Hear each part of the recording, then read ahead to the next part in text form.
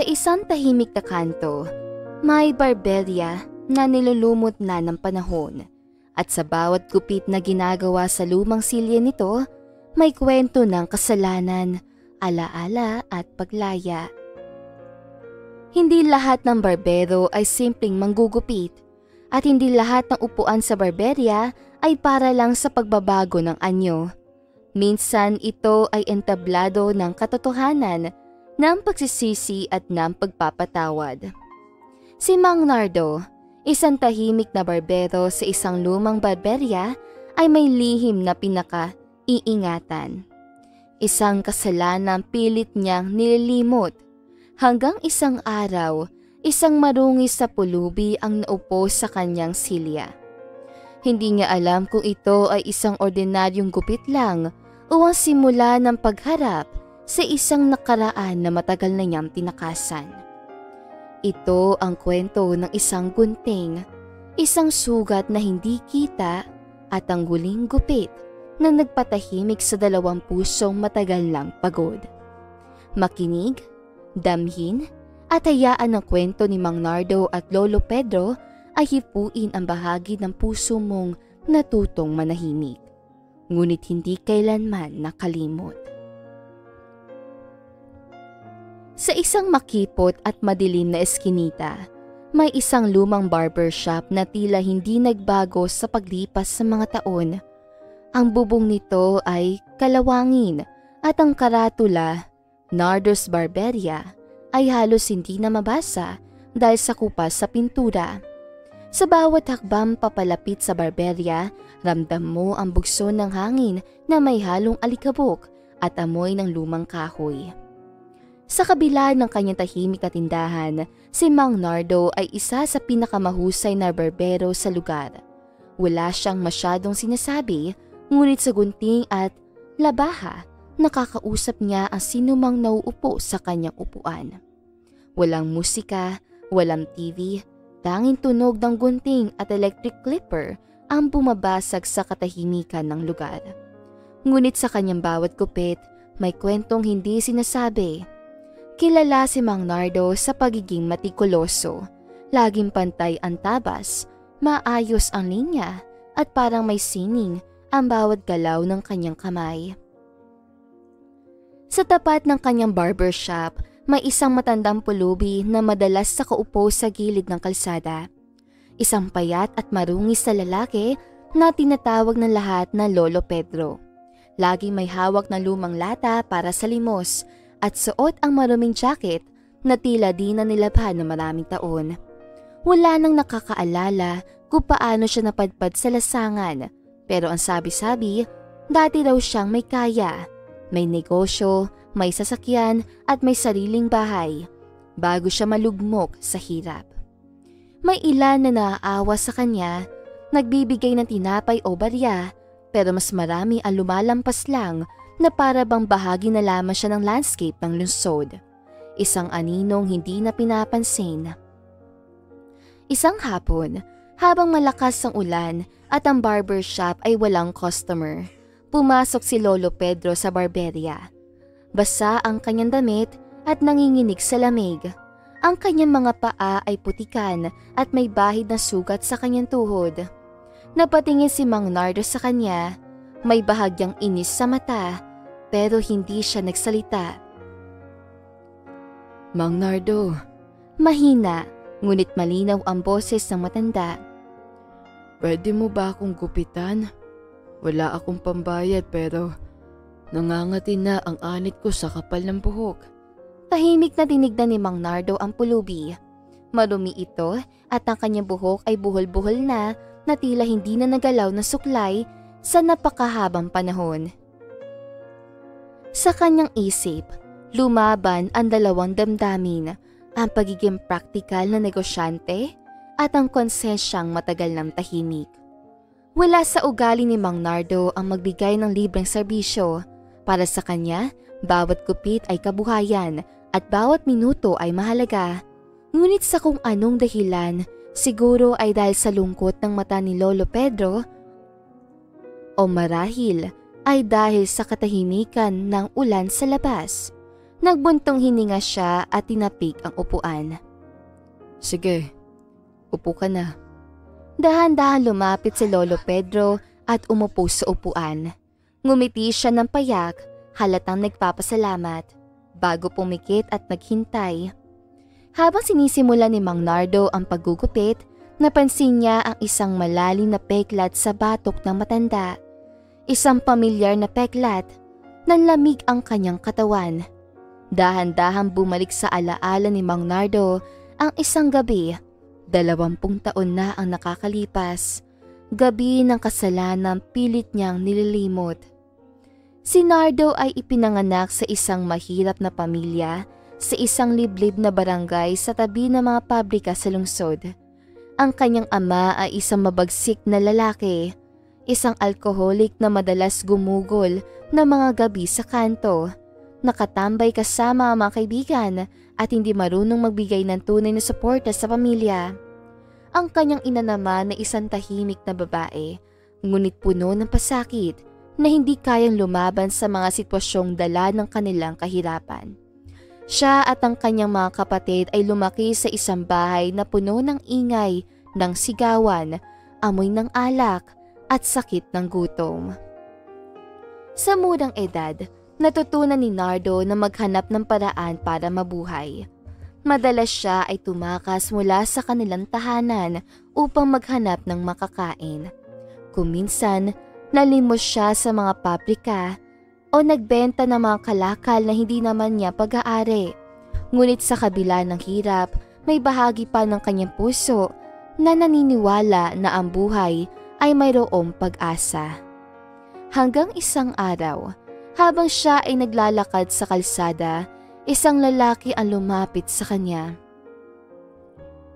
Bata, kailangan mo ba ng trabaho? Tanong ng lalaki na may hawak na isang maliit na kariton na puno ng mga gulay. Hindi nagdalawang isip si Nardo at sumama agad sa lalaki. Iniisip na baka ito na ang pagkakataon niya upang makaalis sa malupit na mundo ng kanto. Sa mga sumunod na linggo, nakilala ni Nardo ang lalaki bilang si Mang Tino, isang maliit na negosyante na nagtitinda ng gulay sa mga palengke. Pinagkakatiwalaan siya ni Mang Tino na magbenta ng mga gulay at maghatid sa mga bahay ng mga mamimili. Doon natutunan ni Nardo ang halaga ng tiyaga at disiplina sa paggawa, at sa kabila ng hirap, nakatagpo siya ng kaunting kagalakan. Ngunit hindi ito nagtagal. Isang araw, habang naglalakad siya pauwi mula sa palengke, naisip ni Nardo na magsimula na sarili niyang negosyo. Nais siya mabigyan ng kanyang pamilya ng isang magandang buhay. Isang buhay na malayo sa amoy ng alak at ingay ng sigawan sa bahay. Dahil sa kanyang desperasyon, pumasok si Nardo sa maling daan. Nakipagsabwatan siya sa isang grupo ng mga magnanakaw na umaatake sa mga bahay sa gabi.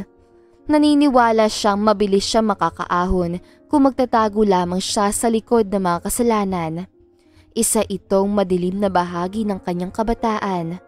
Isang parte na nagpuno sa kanyang puso ng galit at takot. Pati na rin ang isang walang katapusang paghahanap ng pag-ibig at pagmamahal. Isang gabi, nang mang-hold up sila sa isang malaking bahay sa isang subdivision, hindi niya inaasahan na makakasalubong niya si Lolo Pedro, ang matandang lalaki na mayaman, tahimik at nag-iisa sa kanyang mansyon. Ang matanda ay hindi lumaban, kundi nagmakaawa lamang, nagsabing wag siyang saktan. Ngunit ang galit ni Nardo sa kanyang sariling buhay ay sumiksik at hindi na niya napigilan ang kanyang galit. Ginamit niya ang isang flower vase upang hampasin ang matanda sa ulo. Matapos ang insidente, mabilis sa tumakas si Nardo, dala ang takot at guilt.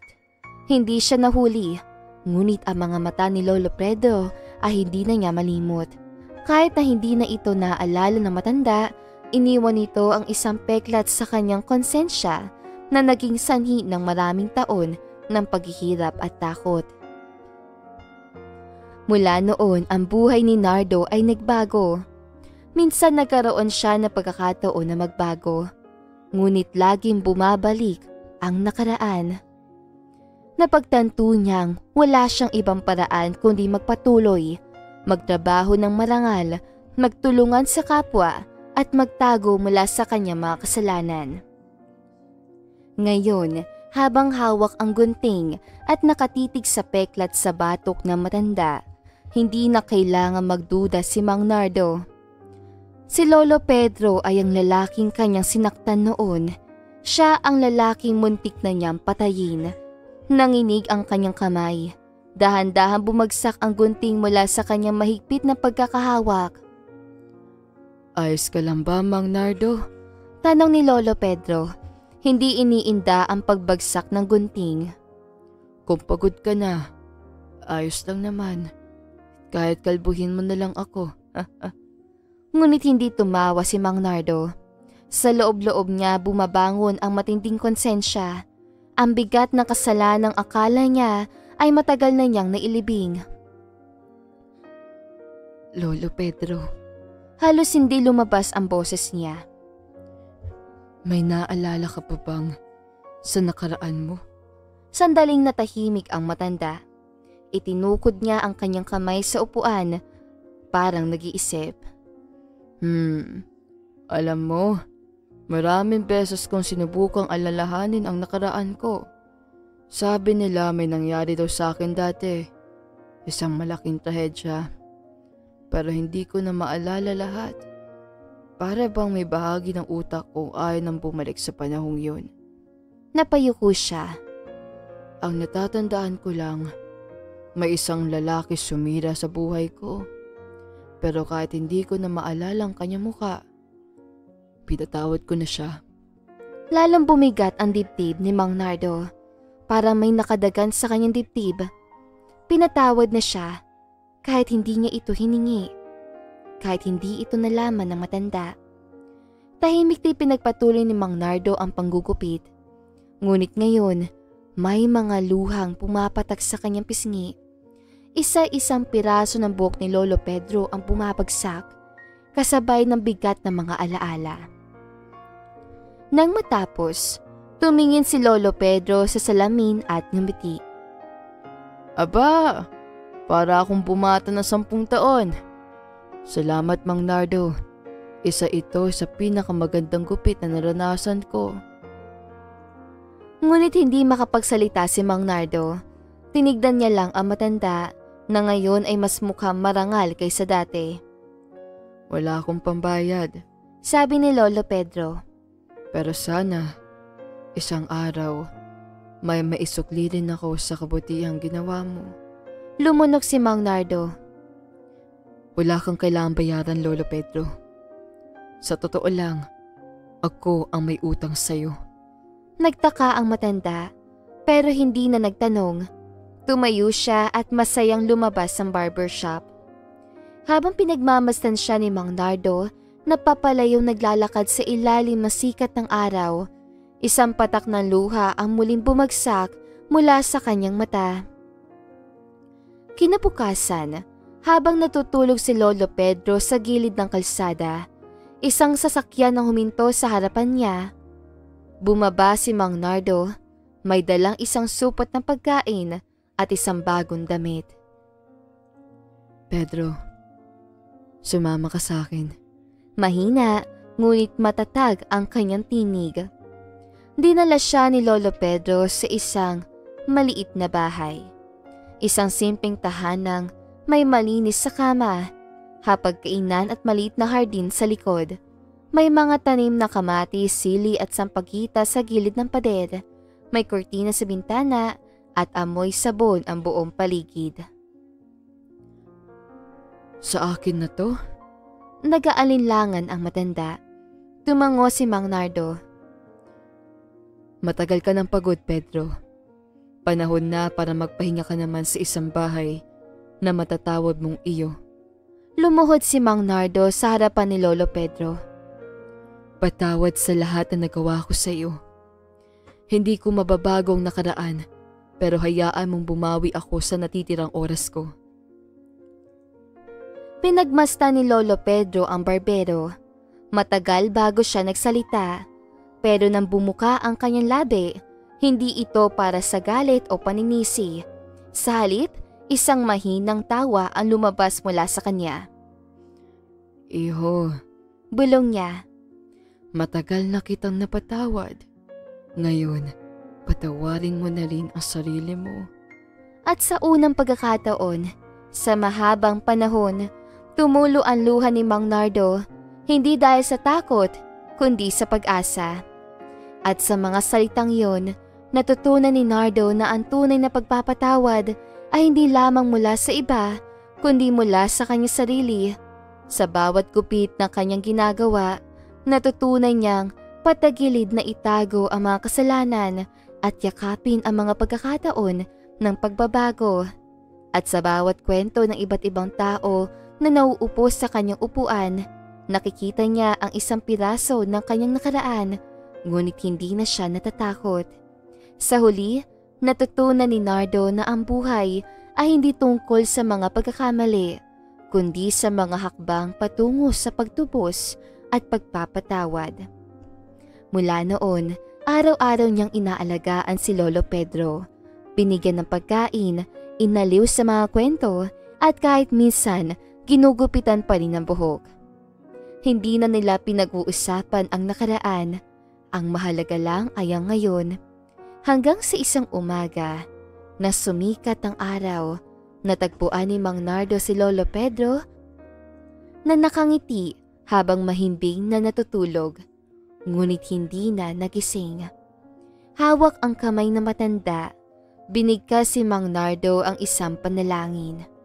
Alam niyang sa wakas, malaya na si Lolo Pedro, at isang banda, alam niyang sa wakas, malaya na rin siya. Mula sa galit, konsensya at anino ng kahapon.